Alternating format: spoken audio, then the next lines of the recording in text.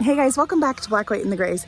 My name is Kylie Gray, and you're here in my little garden in Central Oregon. We are a garden zone 3 with a frost risk all year round, but we are in the high desert, so we're dealing with a heat wave. So this is our 5th, 6th day in the hundreds, which is a lot for us.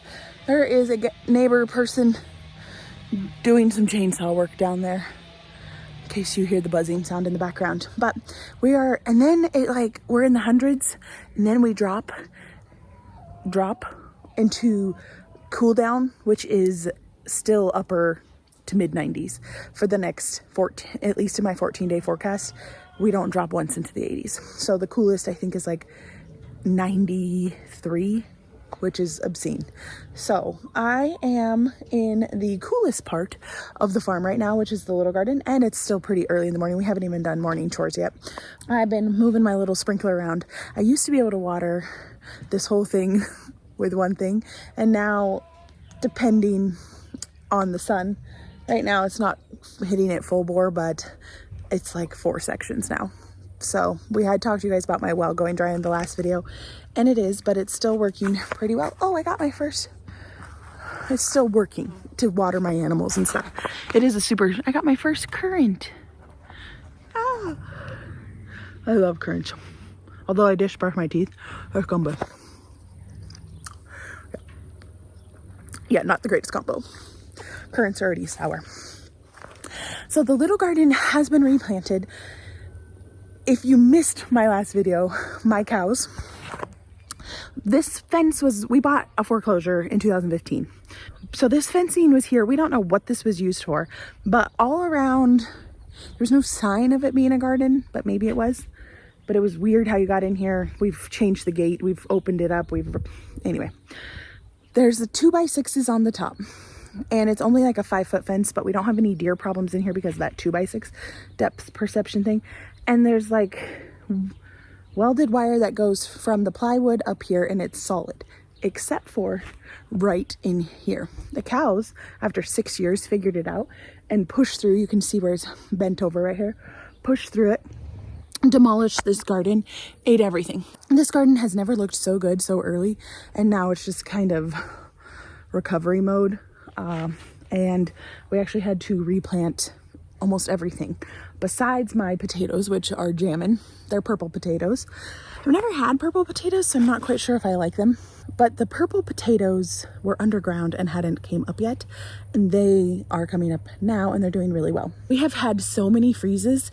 We're getting up to 101, and then we drop down to 35. Last night and the night before, we didn't cool down as much. We got to like 50s, probably 50s, which I think if you live somewhere else, you still think that's a big drop. But if you are a Central Oregonian, 50s is not cooling down. It still feels warm because most people around here don't have air conditioning for that purpose because we cool down so much at night.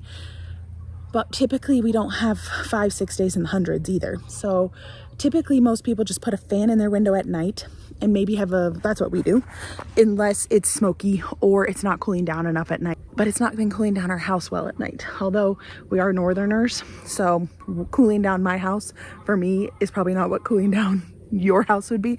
I like my house in like the 40s when I wake up because then by when it's 95, 100 and some degrees, it's like a comfortable temperature of 70.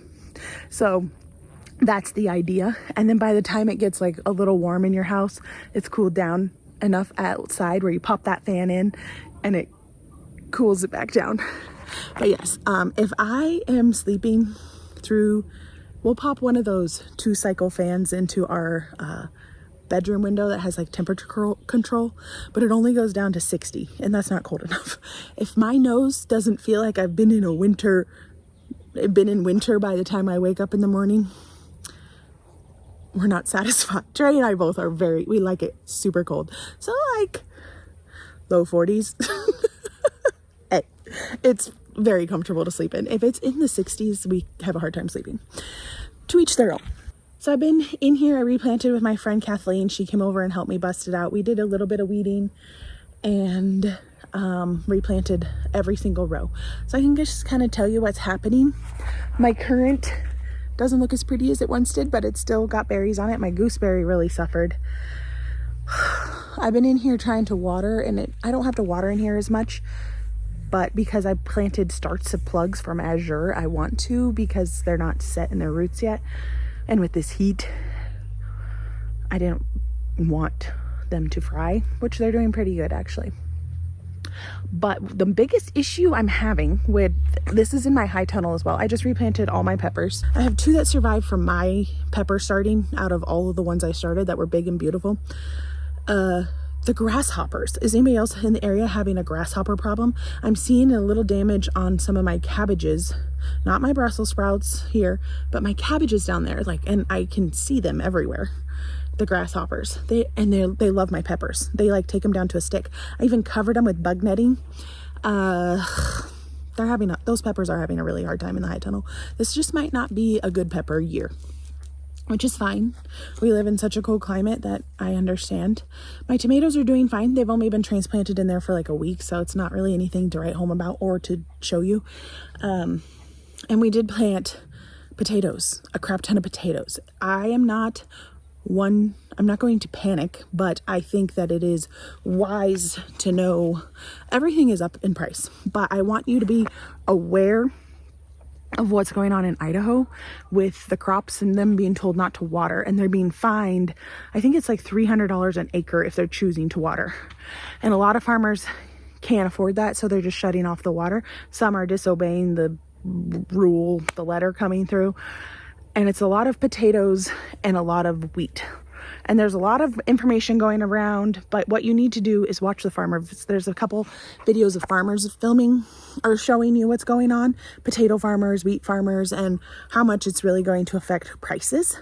And I already see it with potatoes. So I went to Walmart and bought potatoes just the week prior. I checked it on my list, and they were $3 and I think $3.88. And then I went in the store the next week, and they had already jumped up to $6 something a pack of 5. I think it's a 3-pound pack of potatoes, organic, which is what I've been planting because it's a lot cheaper than potatoes seed. So they've already doubled in price within a week. The prices are going up. We've been having so many hard freezes that last week we were in the 90s and we were still freezing, and it bit a ton of my potatoes that we planted outside. It did a little bit in here, but this tree beard behind me, it really protects it from frost. I'm planting a crap ton of potatoes in my high tunnel, and I still have more to plant. Just doing the roof stout method. I mowed, it's so weedy in there. I just mowed it down, mowed it down to the dirt. And we just been putting the potatoes on top, and then like a couple feet of straw on top. So we're gonna see how that goes. I'm still gonna fertilize them with some fish bone meal or some fish. I have liquid fish as well. So I'm still gonna do that. I didn't put any compost. There's been compost on that soil for several years. So we're just gonna see how it goes. And Lord willing, it does amazing, but it is taking up half the high tunnel, and probably going to be doing more of 2/3 of the high tunnel is going to be potatoes. So these are all my eaten down berries. I wasn't sure of what to do with them, and I was like, do I cut them all back? Because with the growth, or with them getting chomped so badly, they're coming back. I can see lots of leaves coming back on them, and this was completely a bare stick. But look at the bottom. They're all coming up from the bottom, which is really awesome. And also they are still blooming at the top where they had a little bit. They are still blooming. I was expecting a massive raspberry harvest with this year because I saw how many blossoms were on those, and it was just insane. But yeah, I don't know about that anymore, folks. The elderberries, they're actually coming back decent. They're still very small. Won't probably get anything from those guys. And in this row, we planted this whole row. I had already planted celery and dill. Don't know if any of that will come up or not. I have a ton of volunteer parsnips in here. We're just kind of leaving them. And I have the rest of it we planted with Brussels sprouts. Just regular old, the Long Island Brussels sprouts. Those are the super, super hardy ones. And way down yonder, that is horseradish. And like I said, this is the purple potatoes. We have 5 vertical rows and then the perimeter of this garden. I have echinacea planted on the end here. This is my first time planting echinacea. I'm hoping it works. I've had a really hard time growing it from seed, but I got it from azure this time to see. The piggies know it's getting close to breakfast. I had a whole beautiful row of strawberries that a man in my community garden gave me, and they were beautiful and they transplanted beautifully. They had berries on them. They are coming back, but you know, the cows love those. This whole row, I believe, is broccoli and volunteer potatoes because they are always here. And I got some kale and peas on this trellis thing. Oh, and I have lettuce down there at the end. Oh, it's coming back. It got nibbled down, but it's coming back really well, which I need lettuce like a hole in the head because the lettuce in our community garden is jamming. And we harvested it 6 days ago and it's already coming back. I'm scared it's going to be a little bitter because of the heat, but we'll see. I've been keeping it watered. This is purple Brussels sprouts, and I believe we have some cabbages and we have cauliflower around here somewhere. And cauliflower. And my walking onions got demolished, but they're recovering. Yeah. These raspberries fared the best right here. The cows, I think I caught them right before they were about to demolish that. And they didn't eat my lilac. I don't know if cows don't like lilacs. Well, they demolished a lot of my sunflowers. I replanted those. They have not germinated yet. Some of them, the lone survivors. Let's just go show you. It's in the sun. So it's going to get bright. Oh yeah, here's a cabbage with some grasshopper damage. Hopefully it'll be okay. And they are eating my sunflowers. So yeah, these are the low survivors. I'm actually gonna move this sprinkler. Sprinkler started really going, so we took it to the porch, which I just restained a couple days ago and then finished it last night. So we're on the part that got restained. This is supposed to be natural cedar. I thought it would be a little lighter, maybe a little more, I don't know, it's dark, but I do like it. We had refinished the porch 2 years ago and it lasted a year. It was really disappointing to me. I still need to do the big porch. My hanging baskets are doing pretty good. It's lovely up here. So it's a good place to be, and it's always shady at this time of day because I have a big aspen that grows right here, and she keeps this really well shaded. So the little garden is replanted, and if you remember last year, I planted a ton of those fall crops, and I was harvesting them in October. So that's probably what's going to happen this year. Lord willing, our October is not too crazy cold, and if it is, I'm going to put some row covers on it because I'm going to get some harvest. I'm bound and determined, Lord willing. So it's been like a week and a half now. We went to the Modern Homestead Conference, hence the shirt, and it was really good. Last year, both years were really enjoyable for very, very different reasons. Last year's we watched Brandon, I can't even think of his last name right now, but Brandon from the Farmstead Meatsmith. If you ever get a chance to go to one of his classes or watch him teach, watching him butcher a hog was very educational, 1, and 2, it's just like watching a man truly worship the Lord with his craft. And as silly as that might sound, especially if you aren't a Christian, to say that butchering a hog was worship, you'd have to watch it to understand it. It was so gorgeous. Anyway, and then we watched Joel Salatin butcher a chicken. We sat front row in the splash zone. It just changed our life because it brought us so many skills. And since last year's Modern Homestead, we've done over 200 meat chickens, and we've done 3 hogs. So that was a pretty big deal. It taught us a lot of basic skills. This year there was still chicken butchering. I think there was like rabbit butchering, which my dad is pretty good at doing that already. So it wasn't really something we were interested in. There wasn't as many, like if they had Brandon back again, that would be my one, like, if he did the hog butchering, I would rewatch it just to,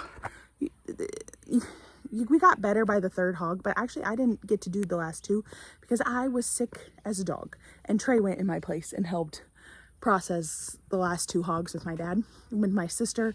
And so I didn't even really get hands-on experience with the last 2 hogs. I only did the 1. So watching him, I would just like to watch his class again. I know you can watch it online. It's just not the same as in person to see all the different things. So if they brought back hog butchering, or maybe even did like a a steer butchering, that would be really handy, because we're going to get a steer and we're going to graft it on Mama Mia, which is our primary milk cow.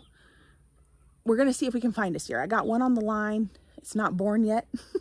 A dairy in our Central Oregon area has a calf or a mama that's about to be due, mixed with a beef blend, mixed with an Angus. So we are on the list for that calf.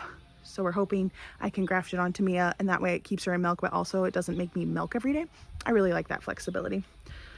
And she's grafted on a baby before, so Lord willing, it should go okay. And then we could raise it up and have our own meat again, because we're about out of our last year. So I would really like to, and we're going to do it ourselves this year we're going to split the calf with my parents, and obviously we do the work. What's up? My son just came. We had actually have 2 broody hens and a broody goose, and we put eggs under. I don't know if my oldest, he likes to do this, but we could use some. We didn't buy any chicks this year for egg laying, and a lot of our gals are old, so we're letting them hatch out. And he just came and said we got at least 1 chick. And we thought if we got any roosters, that we would just pop them in with our fall meat chickens and process them then, and keep the hens, obviously.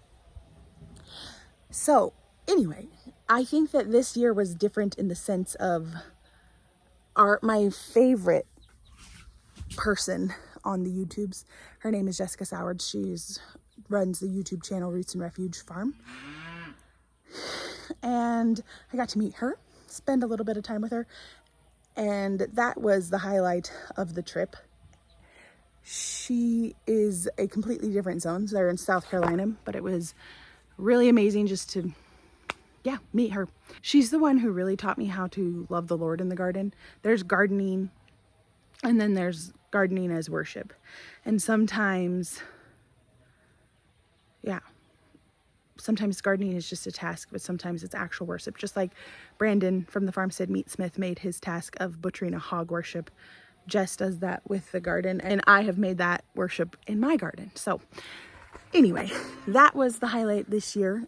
It was a really great conference, just for very, very different reasons as the year prior. Both, I think, are valuable, and I cherish them both. It's a little bit later. I'm actually ready to go to town. My sister's going to come pick us up. We are going to take the kids to a movie. But I wanted to finish up this video real quick for you. All in all, the gardens are going to be okay. They're going to grow. They're going to do well. I can't get over this. I got these earrings from a vendor at Homesteaders, and I love them. I've always wanted leather, but I haven't worn earrings in years and years. I don't wear jewelry. I have a tattoo, but for my wedding ring, because I don't like jewelry. But I think maybe I'll be a simple earring lady. We'll see how it goes. They might bother me, and I'll have them off in a few minutes. But all in all, Homesteaders was lovely. It was a lovely time. And also, Kelly, I did not get your email or your phone number. So if you could email me, I met you at Homesteaders. You live down the road from me. Send me your information online, because I wish I would have given you mine. Then I just didn't think about it. So if you could send me your information, if you're still watching, that'd be awesome. I'd love to get in contact with you. Okay. Lord willing, I get a really awesome fall harvest, fall crop. Lord willing, of all my things, my big garden's doing really good. I should take you for a peek. The community garden, we're harvesting a lot of greens, spinaches, salad, all of that. My carrots have sucked germinating over there. Peas are finally coming up after we stopped the robins from eating it. It's been crazy over there. We're dealing with a lot of weeds. My side looks really good though. But we're still harvesting quite a bit. And I think I need to just have like a really good fall garden over there. Nothing's going to germinate. The seeds that I'm growing, carrots and stuff, nothing's going to germinate over 100 degrees. It's just not going to happen. So we have a lot of seeds in the ground that just haven't germinated yet. And that's okay. I just get garden OCD about it. If you are in the Pacific Northwest and ever get an opportunity to go up to the Homesteaders, it's a really good experience. I think that it's expensive. but it was lovely. This year we took my brother-in-law came and my husband came. They weren't necessarily into the homestead thing. They're not very homesteady people, but they came to a couple classes with us and that was about it. But they had a lovely time as well as just a break. And my sister Bethany and I just kind of got to putz around and do a lot of stuff that we wanted to go and do, and it was lovely. The highlight of my trip was meeting Jessica Sowards. What a sweetheart. And should we go look at the big garden real quick? It's hotter than heck out there. I have this jean jacket on because I'm trying to be more diligent about covering my skin, and especially like these really, really hot days. I can't find my fancy sunglasses. These are like my sporty ones. I lose all of them. Whew, it is blazing out here. My garlic is about ready to harvest. I haven't been super happy with the head sizes on most of them. It's all right. The back row seems better, so I'm going to look at what variety that is. But it is looking pretty good. Onions, garlic, carrots, parsnips, strawberries, row of onions, and a row of onions. And I never planted those back rows. I think I'm going to do some fall crops in those. But if I don't get to it this year, I'm just going to mulch them and just leave them. Community garden side, lettuce, spotty germination, but we've been getting so much lettuce off of that, and I have another round of lettuce coming up. Our spinach is going to seed. We're learning how to save seeds. I'm showing people how to save them. Walla wallas are doing good, peas are doing good, and we have some head lettuce in the back. So all in all, it's all right. But yeah, my side's not doing bad, too bad. It's been a weird garden year, super weird. It's been a super weird garden year. I don't know what we're going to get this year or how much of it, but Lord willing, we still get some good harvests and still have a good community building. So thank you guys so much for following along with me, and I'll see you on the next video. Bye guys.